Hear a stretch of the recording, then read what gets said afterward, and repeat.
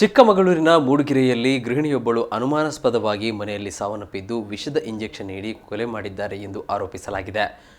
ಮೂಡುಗೆರೆ ತಾಲೂಕಿನ ದೇವವೃಂದ ಗ್ರಾಮದಲ್ಲಿ ಈ ಘಟನೆ ನಡೆದಿದೆ. ಶ್ವೇತಾ ಮೃತ ಮಹಿಳೆಯಾಗಿದ್ದಾಳೆ. ಇನ್ನು ಶ್ವೇತಾಳ ಅಂತ್ಯಕ್ರಿಯೆಗೆ ಸಿದ್ಧತೆ ನಡೆಸುತ್ತಿರುವ ವೇಳೆ ಮಧ್ಯ ಪ್ರವೇಶಿಸಿದ ಕುಟುಂಬಸ್ಥರು ಇದು ಸಹಜ ಸಾವಲ್ಲ, ಪತಿಯೇ ಶ್ವೇತಾ ಅವರನ್ನು ವಿಷದ ಇಂಜೆಕ್ಷನ್ ನೀಡಿ ಕೊಲೆ ಮಾಡಿದ್ದಾನೆ ಎಂದು ಆರೋಪಿಸಿದ್ದಾರೆ ಮತ್ತು ಅಂತ್ಯಕ್ರಿಯೆಯನ್ನು ತಡೆದು ಶವ ಪರೀಕ್ಷೆಗೆ ಆಸ್ಪತ್ರೆಗೆ ಸಾಗಿಸಿದ್ದಾರೆ ಎಂದು ತಿಳಿದುಬಂದಿದೆ.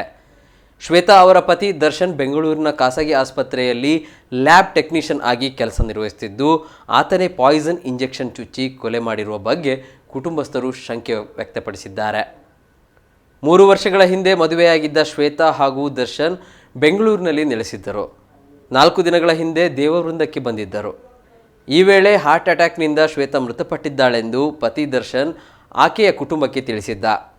ದರ್ಶನ್ ಅನೈತಿಕ ಸಂಬಂಧ ಹೊಂದಿದ್ದು, ಇದಕ್ಕೆ ಪತ್ನಿ ಅಡ್ಡಿಯಾದ ಹಿನ್ನೆಲೆ ಇಂಜೆಕ್ಷನ್ ನೀಡಿ ಕೊಲೆ ಮಾಡಿರಬಹುದೆಂದು ಆರೋಪಿಸಿರುವ ಶ್ವೇತಾ ಕುಟುಂಬದವರು ತುರಾತುರಿಯಲ್ಲಿ ಅಂತ್ಯಕ್ರಿಯೆ ನಡೆಸಲು ಮುಂದಾದವರನ್ನು ತಡೆದು ಶವ ಪರೀಕ್ಷೆಗೆ ಚಿಕ್ಕಮಗಳೂರು ನಗರದ ಸರ್ಕಾರಿ ಆಸ್ಪತ್ರೆಗೆ ರವಾನಿಸಿದ್ದಾರೆ.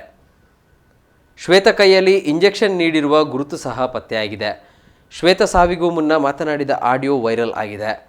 ಪತಿ ಸಹೋದ್ಯೋಗಿಯನ್ನು ಲವ್ ಮಾಡುತ್ತಿದ್ದರು. ಶ್ವೇತಾ ಪತಿಯ ಸಹೋದ್ಯೋಗಿ ಜೊತೆ ಮಾತನಾಡಿರುವ ಆಡಿಯೋ ಪೊಲೀಸರಿಗೆ ಸಿಕ್ಕಿದೆ. ಗೋಣಿಬೀಡು ಠಾಣೆಯಲ್ಲಿ ಪ್ರಕರಣ ದಾಖಲಾಗಿದೆ.